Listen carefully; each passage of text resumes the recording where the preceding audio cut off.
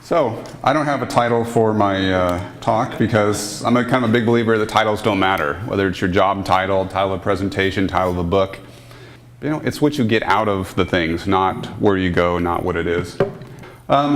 So when I travel around a lot, and when I talk to people, they say, where are you from? I always say I'm from Nebraska. Everybody else I talk to, they typically say they're from the city. Oh, where are you from? I'm from Columbus. I'm from Omaha. I say Nebraska, and I do that purposely because I don't look at Lincoln as the boundary that defines sort of who I am or where I'm at. I define it as Nebraska. I think you look at the values, whether they're in Columbus, Alliance, Kearney, Omaha, the values of the people are kind of the same, and it's kind of centered around Nebraska. You go to Iowa, you go to Kansas, you go to Colorado, the values are a bit different. The things that we think about, dream about are a bit different, but kind of generally within the Nebraska borders, that's where we kind of have a similar sense of purpose. And so I'm proud to say I'm a Nebraskan. We talk about football, you know, but I mean, the things that have been accomplished in Nebraska are huge. And we don't really play on that. We're kind of too humble. We don't beat our chests when we do great things. We're just like, oh, well, we're just doing what we do. And there's a lot of value to that. So I don't have a title, doesn't need one. So I don't give a lot of talks, and I'll talk about in a minute why. But I also have never had any formal training on talks. So I always, before a talk, it never fails. I go back and I look at a book on presentations, what you should do, and all the basics of it. And I read that, and then I watch some talks, and I think, General, this is stupid. This isn't me. This isn't how I do talks. So I really throw the book off to the side and kind of start over. And so I thought I'd put together my list of presentation basics. Might give you some insight into me. So my presentation basics, very simple. Talk from the heart. That's what I do. I rarely follow my slides very well. If I prepare them, I get off track because I talk about what's in here. And every time a talk is different. I can give the same talk 4 times. It's very different. It's because it's what I'm thinking. It's what I'm feeling from the audience. It's what I've gotten from talking to people in the hall. That's just how I've been my whole life. It's really unscripted. I don't follow anybody's rules. I kind of do what I do, obviously. You know, and people can either take it or leave it. But I think what people get from me is genuine and it's real. And that's what people get from most Nebraskans. So it's very different than being in Silicon Valley. I've spent a lot of time there, and let me tell you, it's the opposite of real. So I will tell you a little bit about me. I got married about a year ago, so I am a husband, I have a father, 3 great kids. Also, I'm a venture capitalist. The other day, I met a parent at school, and I go, what do you do? I always just say I'm a software guy because nobody would ask any more questions after that. Like, ooh, software, I don't know about that. But now I'm kind of an investor and stuff, and I don't really know exactly what that means yet. I'm still figuring that out. But you say venture capitalist, and they're kind of like, ooh, I don't know what that means either, but you must be important. Yeah, right. But I'm also an entrepreneur. I'll always be an entrepreneur. I was an entrepreneur the day I was born. I'm convinced of that. It was in my blood. And I'm convinced it's in the blood of most all of you. I gave a talk one time to students that were kind of from farming communities, and I asked them how many of them grew up on farms, and most of them raised their hands. And I said, how many of your parents were entrepreneurs? Nobody raised their hands. Like, are you kidding me? Farmers are the epitome of entrepreneurship. You think about it, what do farmers have to deal with? So many things they can't control. You know, the weather and pests and so on. They've got to work long, hard hours. They don't make a lot of money right away. You've got to overcome odds. You have to fix your own problems. That's what being an entrepreneur is. You have to make the right decisions. Do we do this? Do we do that? You don't know. You got to take your best guess. I'm also a pilot. I flew here this morning in the airplane that I built, which most people would think is insane, including my wife. But it's a fun thing for me. It was an interesting challenge. I wanted to be able to get places faster, see more things, and I hate commercial flying. So that's what I did, and that ties into being an introvert. I'm an extreme introvert. There's times when I used to not leave my house for 3 weeks. I go to work and I love what I do there. I love meeting people and talking to people. When I get home, I'm so much more relaxed. That's just how I'm wired. It's how I am. I don't go to social meetups and all this and that because that doesn't work for me. It's very tiring. For the first time, I went to an event with some other parents at my kids' school, and it was so foreign to me. It was parents there, oh, hi, how you doing? They're talking all this kind of scripted stuff, and I'm just sitting there going, this is so weird.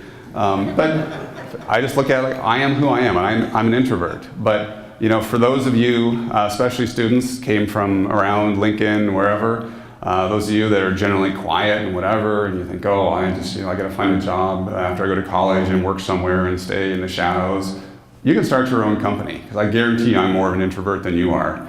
I just did what I did, and it's probably why I got into computers, because, well, I could do this stuff and hide behind my modem back in the day, behind my computer screen, and didn't have to actually deal with people directly. But now I'm up talking, giving keynotes, and sweating a lot and nervous, but that's part of the game. It stretches yourself.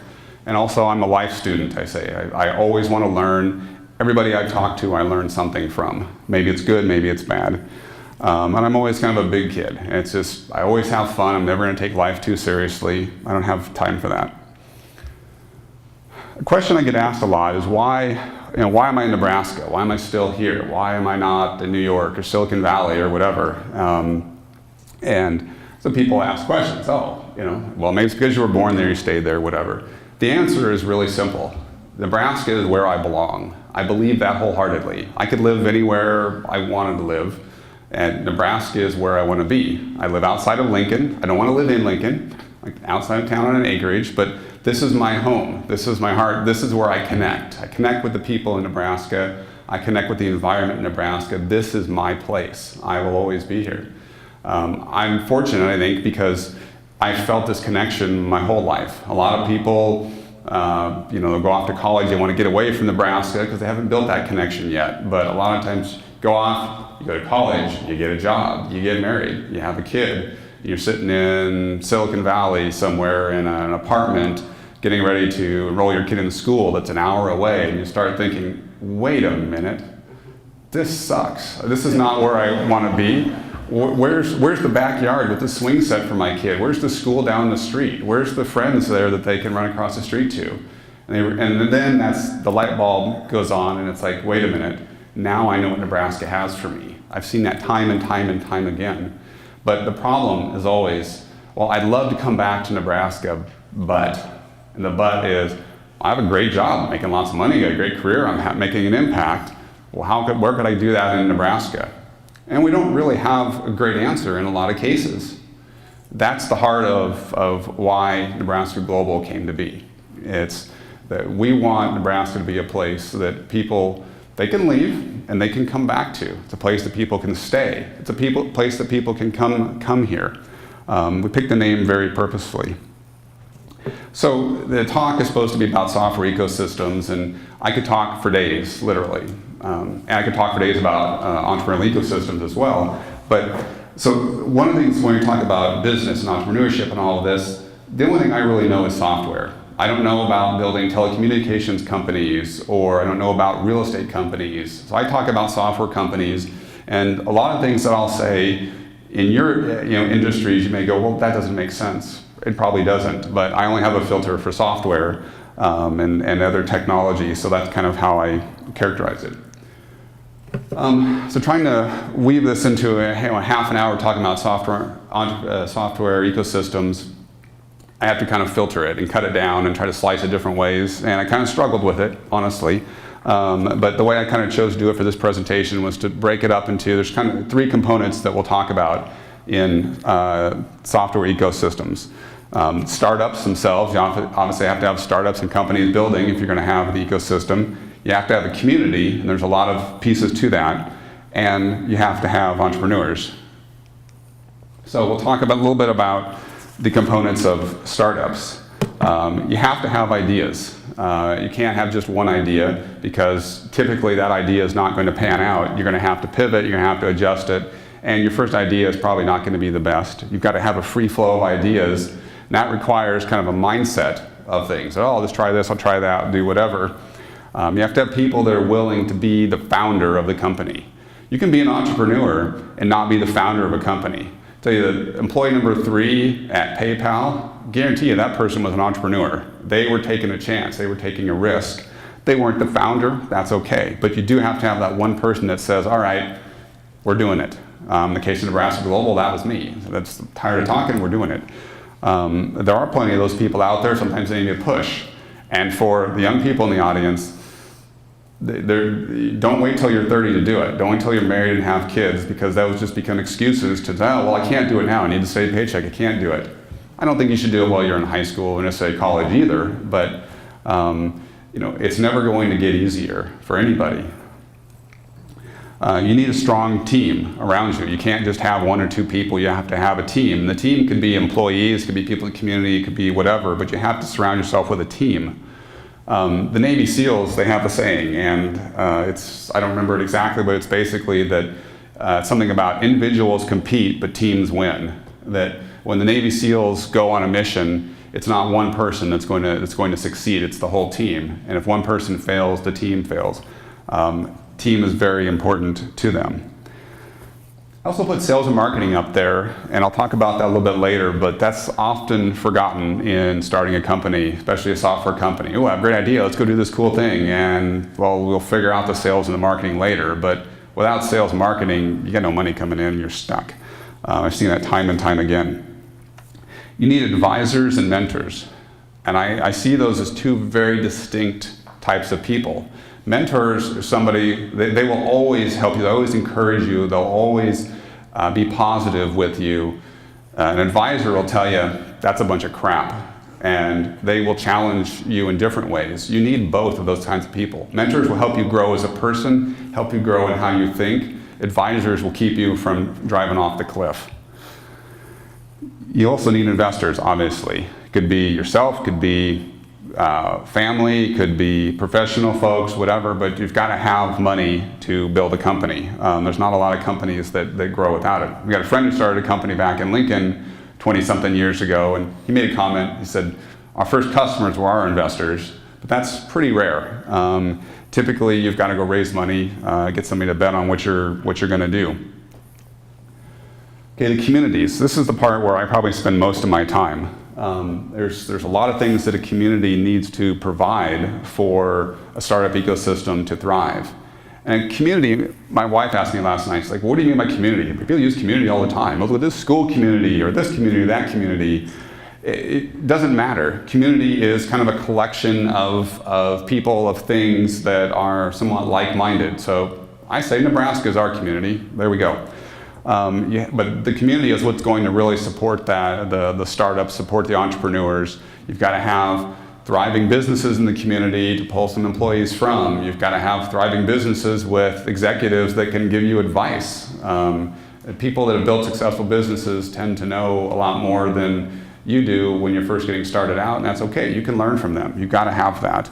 You've got to get them to participate. And I think we see that a lot in Nebraska compared to a lot of other areas. You've got existing businesses where the founders are willing to take their time and help others, probably because they got help as well. Think about how it works in farming. Everybody helps each other. You've got to have a lot of, I don't know what you want to call it, but you can't just keep doing your thing, and not getting anybody patting you on the back or whatever. Well, I put up here celebration, but basically, there's got to be a time when somebody says, "Hey, you're doing great," because you've got to draw on that. When you're struggling, when you're trying to figure out how to get over this next step, what decision to make, whatever it may be. You've got to have celebrations that you can not only have in that moment, but be able to reflect back to. You've got to have a lot of startups also. You can't have 1 or 2 or 3. I think we've gotten critical mass in Lincoln. And for sure, Rod mentioned down in the Haymarket. We've got, I think, something like 15 startups down there. You don't see that written about or publicized or everybody talking, oh wow, look at, the technical term nowadays would be, we have a cluster of startups. It's like, nobody there worried about that. We're just doing our thing, and well, we've got critical mass there. Omaha has some of it. That can happen anywhere. You've also got to have a workforce of a variety of people that you can pull from. That like take a technical support person, someone who's going to do customer support for people. I found that some of the best people for that are teachers. They love to help, they're patient, they love to explain things. So I don't say, oh, well, you need lots of computer people for a software startup. You need just a workforce in general that you can pull from in a variety of ways. I think that's something that people kind of miss. They always think, well, if I'm going to start a software company, I have to get software people. No, you need hardworking people that believe in what you're trying to do. Some of the aspects of entrepreneurs. I could go on about this all day. You can kind of read them for yourself there, but being an entrepreneur is very interesting. It's a roller coaster. And you've got to have, you can't be a normal person, whatever that means. I don't know what that means, but an entrepreneur is somebody that looks at risk and says, ha, whatever, I can do it. Somebody that's willing to fail, willing to grow. And I have mixed feelings on this, but there's a lot of classes in school, they try to teach entrepreneurship. I used to say, you can't teach entrepreneurship in school, you have to do it. But I see a lot of the things in Lincoln, at UNL, and in some of the high schools teaching entrepreneurship. They recognize that, and they're bringing in real world things and saying, well, the school is more, or the class is more like a catalyst to say, okay, we're going to get you involved in entrepreneurship, and we're going to connect you with outside people. We're going to do things, we're going to make you do it here to get this class credit to kind of push you forward and give you the kind of kick in the butt to do some of it. But I've seen a lot of places also where it's just a class and you just read books about theories of entrepreneurship.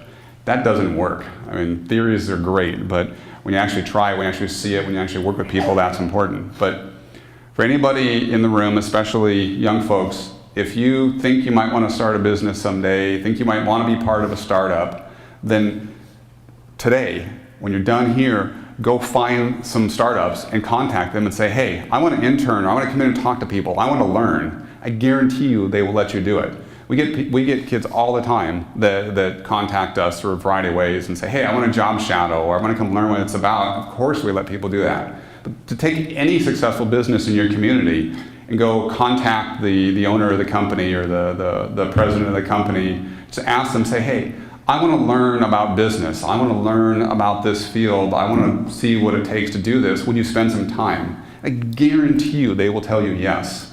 But it's amazing how few will actually do that.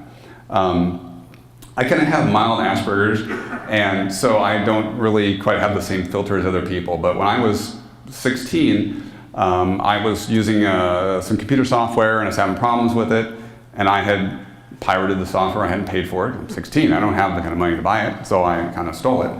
Well, I wrote a letter to the company and said, hey, I haven't bought your product, but I'm having these problems, these questions, and can you help me out? And he sent me back a letter answering all my questions, and along with a free copy of the software.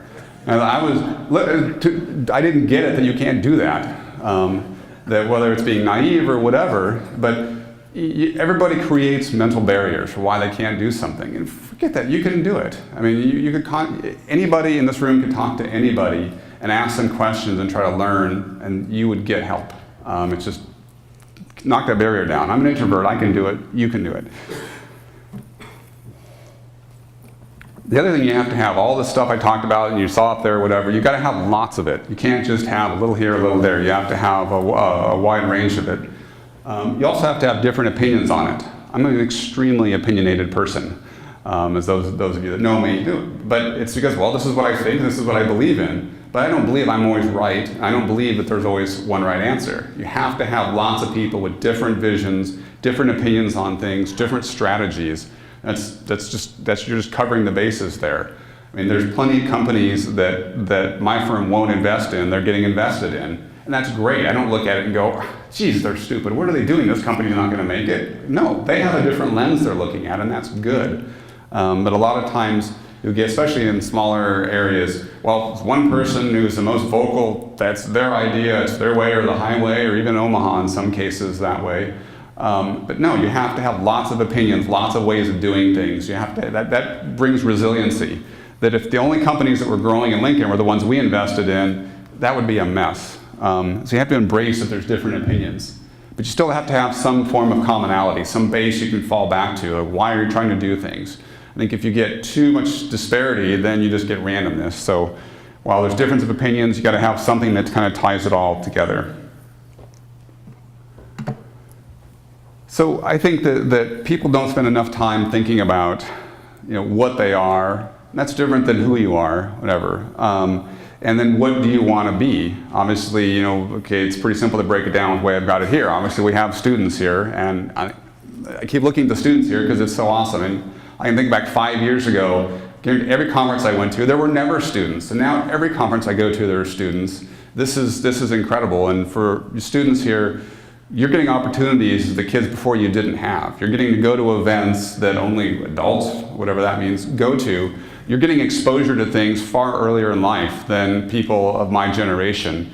This is something that, you're like, I don't really get it, but you will eventually. That being exposed to these things, this is going to help you see more sooner.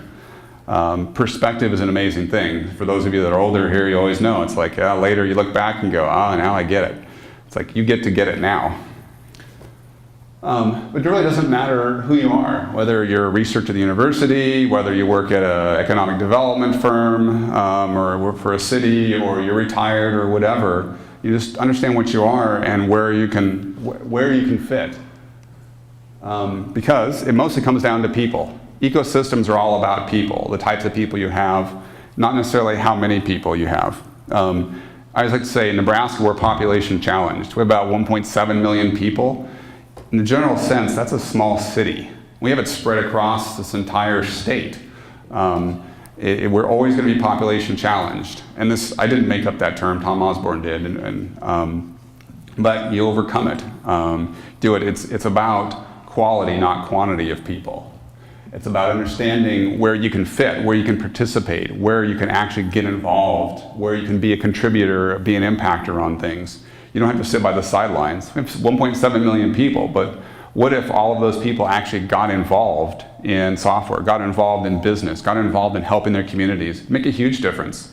In Lincoln, there's a fairly small number of people that contribute most of the money to the nonprofits around town, and I don't understand why that is, why everybody doesn't do it.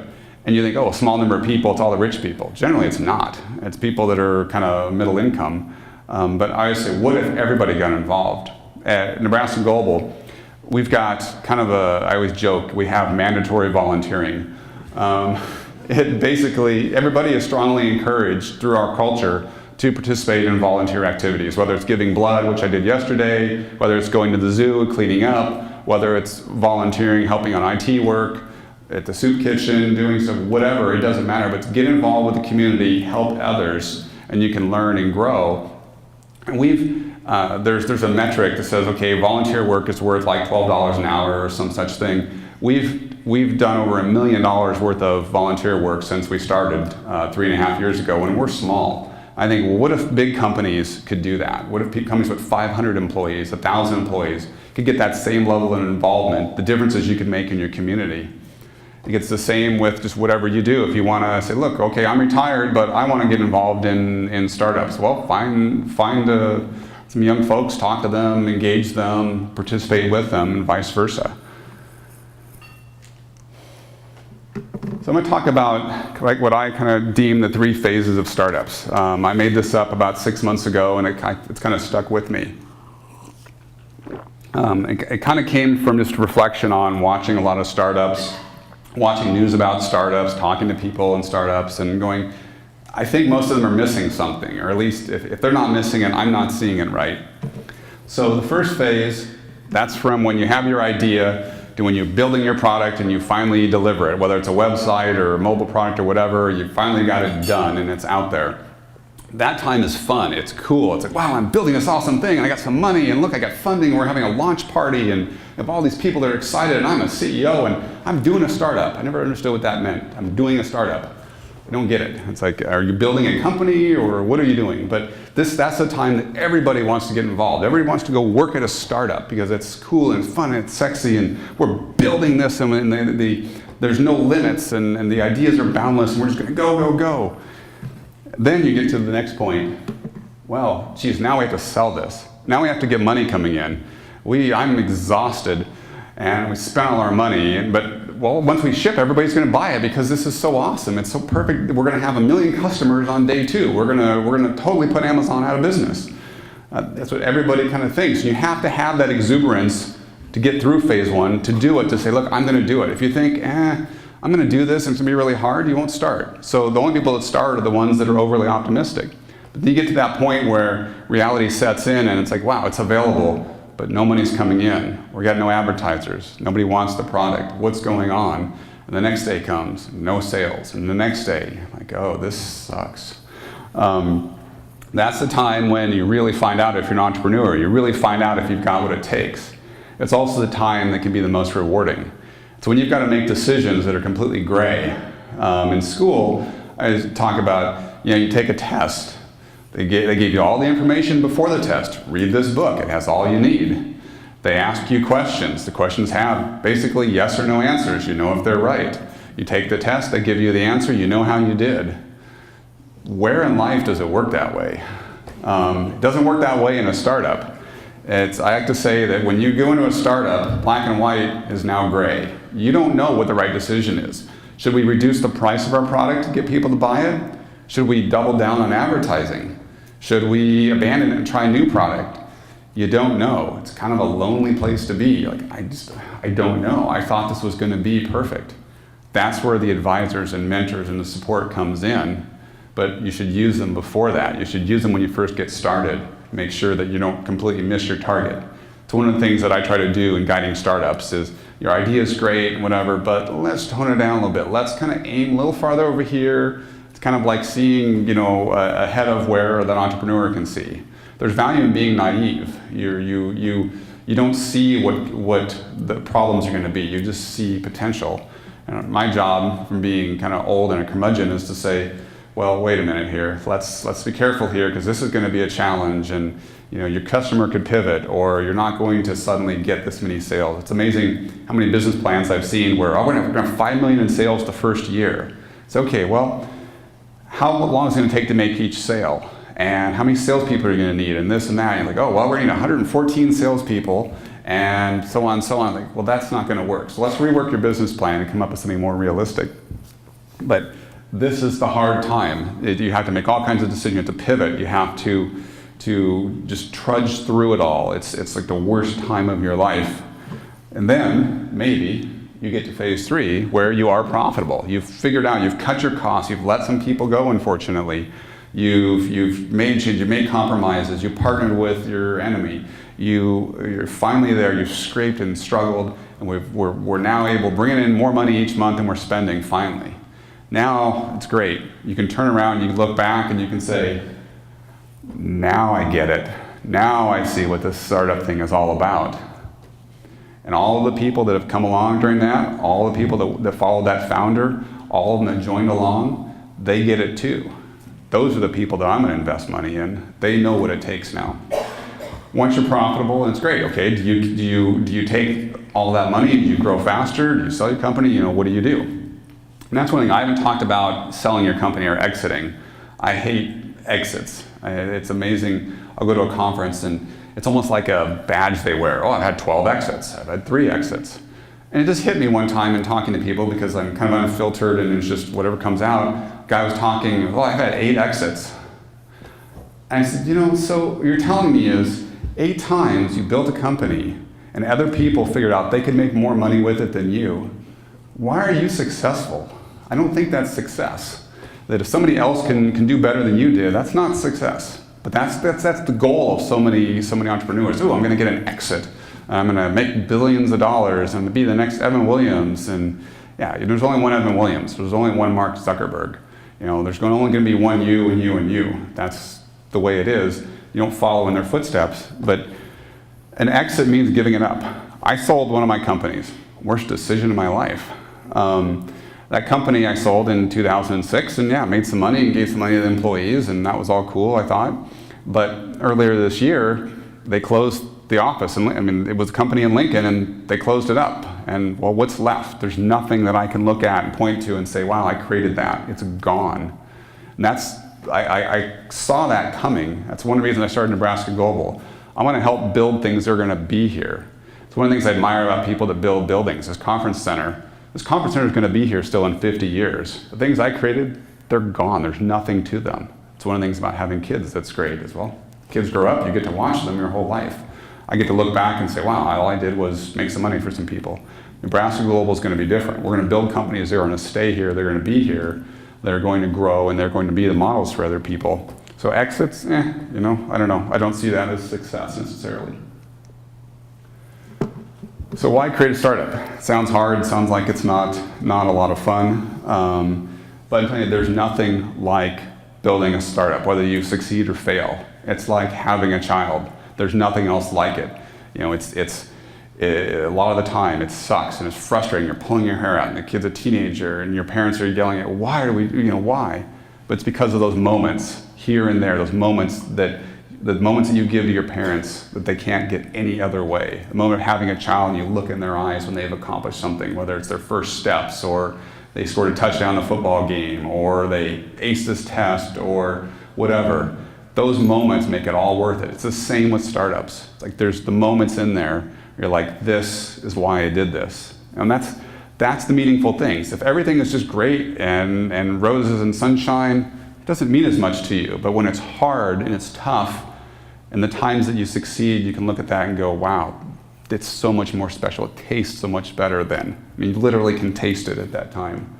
And the things some of these are from talking to people, and I remember talking to one kid, like, why do you want to build a startup? He's like, I want a Ferrari. I'm not sure this is the right track to go on, maybe, but whatever. But why not do it? I want to get rich. That's the most common. I want to make lots of money. My dad told me when I was a kid, he said, you start your own business, be prepared to work twice as long for half as much money. I'm telling you, it's true. Generally, you don't make a lot of money in a startup, and if that's why you're doing it, don't do it. Do it because it's what's in you, and it's what you're driven and compelled to do. You get to be your own boss. Hey, I'm the boss. I can do whatever I want. I can tell people what to do. That's the cool thing about having a startup, right? Not really. When you have a startup, everything is your boss. You're a slave to everything. Well, that employee had to go home at 5 o'clock to take care of their family and something not done. Guess who gets to do it? You do. People in the audience are laughing. They know what I'm talking about. And that's a lesson my dad taught me. It's like, you think you're in charge, but you're not. The customer tells you what to do. The employees ultimately tell you what to do. The market tells you what to do. But that's okay. It's still, I like it. That works for me. Maybe that's why my marriage works so well. I like being told what to do. It is a roller coaster for sure. There's good times and there's bad times. When they're good, they are awesome. When they're bad, they're bad. But I keep coming back for it, so there's something to it. But you have to be prepared mentally just to deal with that roller coaster. Your day is going great, it's sunny, the birds are chirping, you go into work, you get in, and something completely unexpected. It's like, oh, guess what? Facebook decided to do the same thing we're doing. Well, now your day sucks. And just turned like that. But it turns out that, whatever they abandon, it's just the roller coaster. That's something that happens that's you have to be prepared for. So most of the times when you build businesses, you fail. But everybody thinks that fail, it's a 4-letter word. It's like, no, failure is not a bad thing. I have failed in more things in my life than most people have tried, but I learned from them that when you fail, there's an opportunity to learn. But this is the thing I see. I see people that build companies, they fail for a set of reasons, they try again, they fail for the same reason. It's like you're not learning from this. When you fail, you have an opportunity to learn, but you have to learn. You have to look back and be honest and say, I made the wrong decisions. It was my fault that it failed, and I'll do better next time. I see that missing from a lot of people. I went to a talk about education and some psychology around it and whatever, and somebody said that you only learn when you take the time to reflect. And that's kind of stuck with me, that if you're just going gangbusters, reading all these books, all this and that, I'm not sure how much you're learning. But if you stop and you think about it all and you reflect on things and ponder, that's when you really learn. But yeah, sometimes you fail, but sometimes you succeed. And it feels really, really good. But sometimes, did you succeed because you were lucky or because you're good? I've seen people succeed and then they fail miserably. That's why I picked this particular picture. And then they try to come back anyway. So I get people that come to me, I have this idea. This idea is going to make millions of dollars. It's the best idea ever. And it's so good I can't even tell you about it unless you sign a non-disclosure agreement and whatever. I say, your idea isn't worth anything. Millions of people have millions of ideas. You're not a unique snowflake. Everybody can think of anything. An idea is nothing. Now, an idea can evolve into a product. A product, now you've got something. That can evolve into a business. A business is what it's all about. Businesses make money. Ideas don't. And the way you do it is through execution. Execution is worth something. Somebody comes to me with an idea and says, well, I have an idea for blah, blah, blah. It's like, I'll give you a dollar for it, maybe a nickel. But if you go prove out if there's a market to there, you build a prototype, you show me the customers are going to buy it, you show me that there's demand, now it's worth a lot more. That takes execution. You actually get your product shipping, you show that we've got sales results, we've got increased growth, your idea is worth a lot more. And who's going to take the most risk and when? I don't take risk on an idea. But everybody thinks, I got my idea and that's the key. Nah, that's just the starting point. You should have lots and lots and lots of ideas. And this is something I'm going to go off on a tangent for a second about education. We've done a great job in this country as Americans at teaching kids how to be consumers. We're fantastic. We're probably the best in the world at it. We need to spend more time teaching our kids how to be developers and producers of things, not just consumers of technology. It's great that kids can use iPads and all this stuff, but why don't we teach kids how to build apps? Why don't we teach kids how things work? Why don't we teach kids to wonder and think, I could do that better, or why isn't there something like this, or how does that work? That's where the real power comes. You don't make money being a consumer, you make money being a producer. So what are some of the things you can do? I think I'm going to be right on time. This is pretty amazing. You have to act. You have to do something that most of the time people go to conferences. I'm no different. You listen to the person talk. You're like, hey, that sounds good. And I'm all excited and whatever. And the next day is no different. Please do something. I don't care what it is. Whether if you've got an experienced business, go grab a student and talk to them for 10 minutes. If you're a student, go grab somebody and talk to them. Do something different tomorrow. Do something different the next day. Contribute to the community in Nebraska. It doesn't matter who you are, what your capabilities are, you can make a difference, but you have to do it. I mean, I'm just a big kid that likes software. And I'm up here giving a keynote. Everybody can make an impact. Everybody can do something. But you have to want to, you have to do it. You have to believe that you can make a difference, and you can.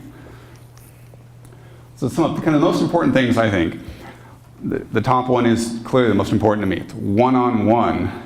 That talking to all of you is great, but I'm not very good at one-to-many. It's like my message has to be kind of generic for everyone. I can't hear about your specific problem and help you with it, or hear about your idea and guide you somewhere, or learn something from you. I can just spew out general stuff to people.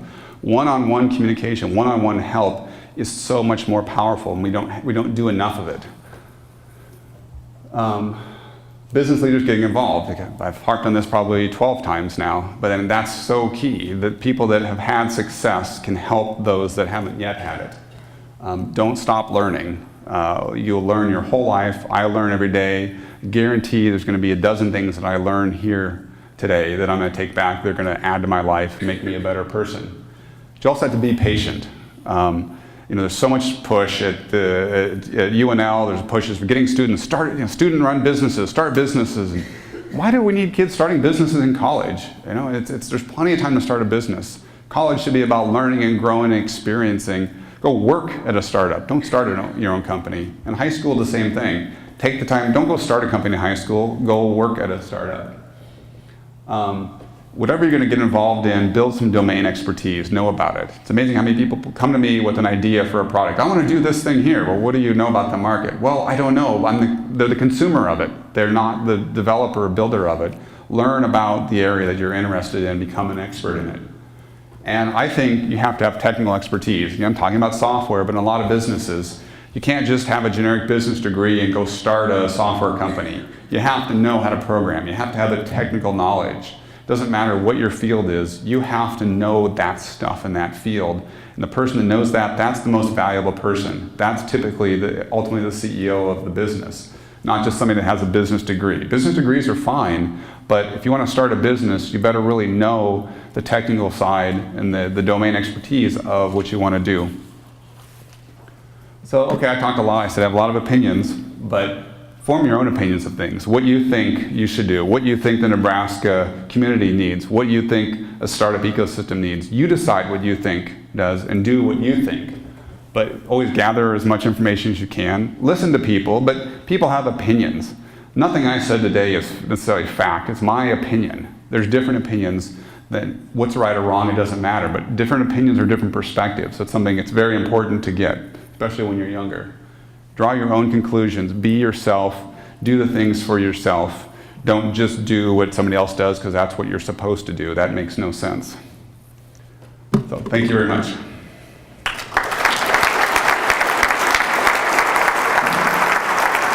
We do have time for a few questions. It's always tough being the first person to question. Thank you very much. All right. This may not be an inspiring question, but something I've always wondered about. In your mind, what do you think is the difference between somebody that's a startup, grows, becomes profitable, and then is a small company? What's the differentiator there, or is there one in your mind between a startup and a small company? Off the top of my head, it's maybe first it's intent. What I would say internally in Nebraska Global is we're not trying to create startups, we're trying to create businesses. I think there really is a different mindset. I think creating a startup, you're not thinking about the phase 2 and phase 3. You're just thinking about today, I'm going to do this cool thing. I think once you're a business, you've gone through the cycle, you've become sustainable in some manner, and then you can keep going. So I would say if there's sort of a cutoff point, it's once you become profitable or maybe even could be profitable.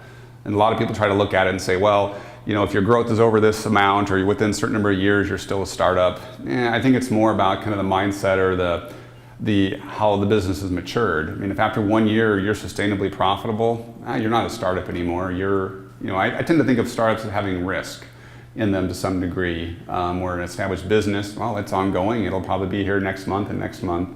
But I do try to encourage people to think about, well, what's the difference between a startup and a business? And then say, well, do you want to create a startup or do you want to create a business? I'd rather see people create businesses. Other questions?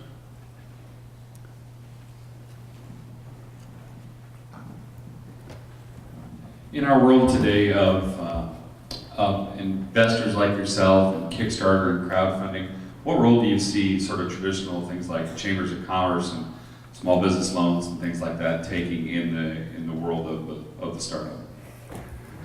I think you could say call it economic development initiatives, chambers of commerces, small business loans, whatever.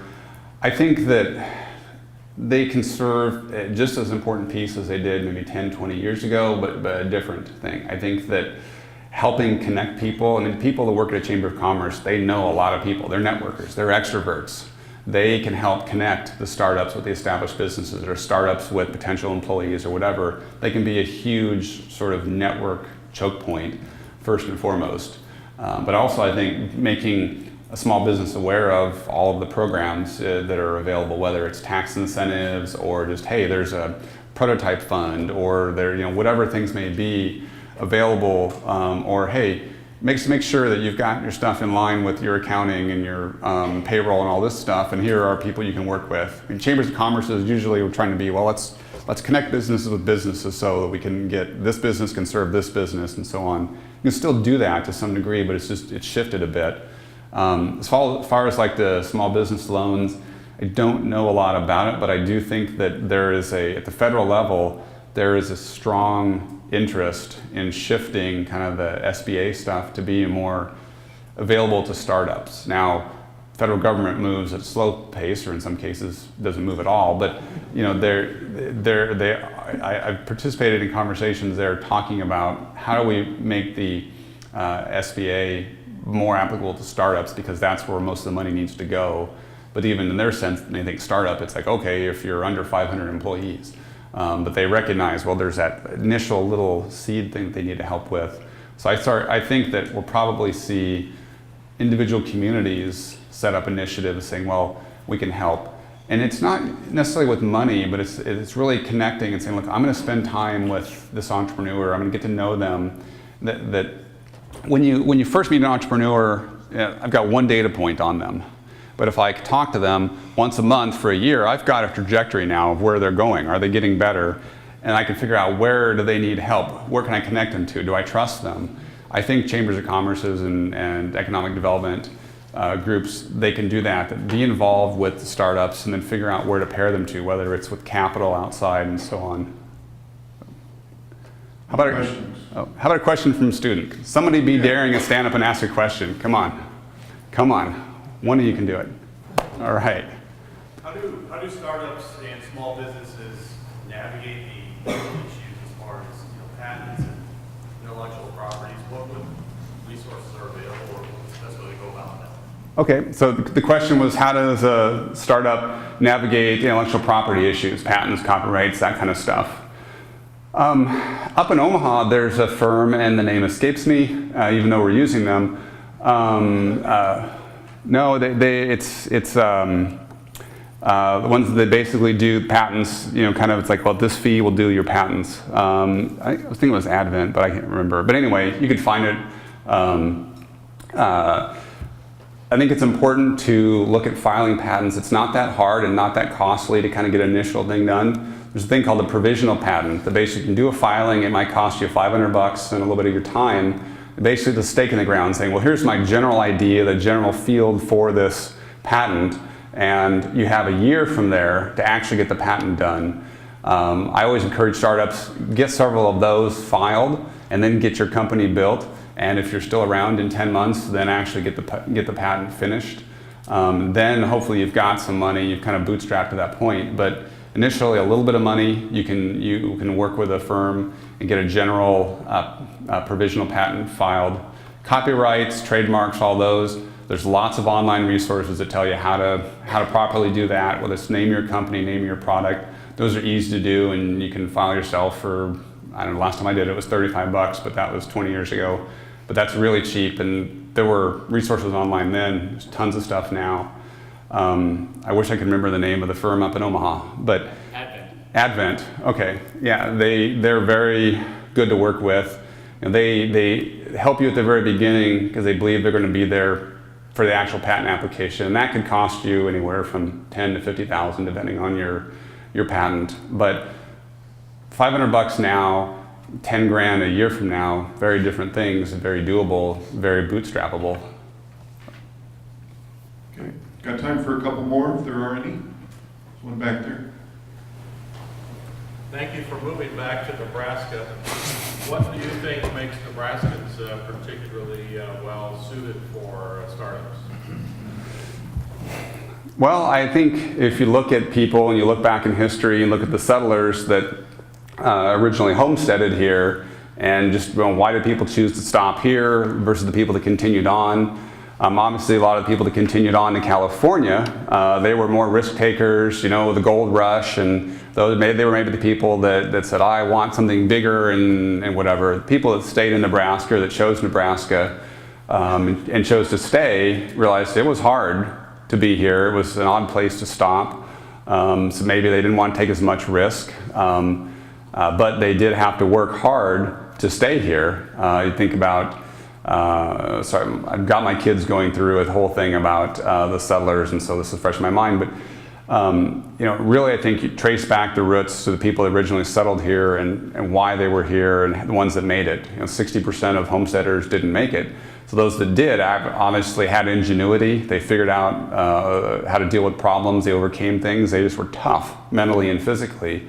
And I think that really, look at people today in Nebraska, whether it's football players that are from Nebraska or people that or whatever. It's just that it's the type of people we are, that we're more content than people on the West Coast.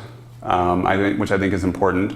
We're not afraid of hard work because it's in our ancestry. And we're also, I think, very willing to help each other because everybody always had to. And that's still, Nebraska is small, it's very sparsely populated, people have to help each other. That is just part of the culture, part of the family, if you always help. And if you grow up in a space where you have to help people and you get help, that builds a bond and a tight-knit closeness that continues your whole life. I think that's one of the keys to startups. You have to be willing to take help, you have to be willing to ask for help, you have to be willing to give help, and you have to be willing to just keep sticking it out day after day. and not say, I'm going to give up and go do this, or it's tough here, I'm going to go off to California. So I think a lot of it is traced back to the people that originally settled here.